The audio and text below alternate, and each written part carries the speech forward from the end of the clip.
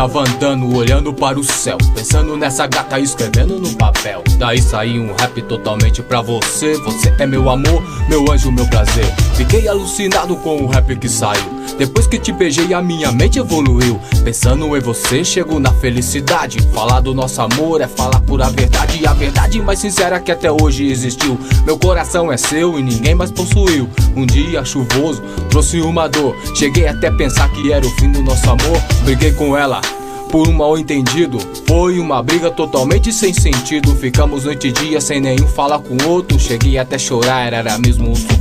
Você é algo assim, é tudo pra mim, é como eu sonhava, baby. Você é mais do que sei, é mais que pensei, é como eu sonhava, baby. Sou feliz agora, não vá embora, não. No. Pegava a foto dela e começava a chorar. Pensei que ela pra mim nunca mais ia voltar. Pegava o telefone e começava a discar, mais ou menos sem coragem, tornava a desligar. Mandei uma carta dizendo assim: se dia quiser, pode voltar pra mim que eu lhe estou lhe esperando de braços abertos.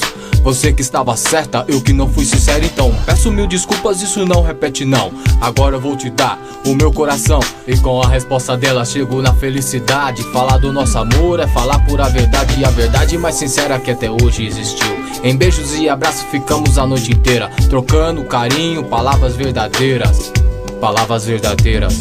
Esse som é para todos os casais que preservam o amor e que valorizam a família. E para você, guerreira, que tem permanecido no propósito e superado as dificuldades ao meu lado. Graças a Deus por você, pela sua vida, Juliana. Te amo. Você é algo assim, é tudo pra mim, é como eu sonhava, baby. Você é mais do que sei, é mais que pensei, é como eu sonhava, baby.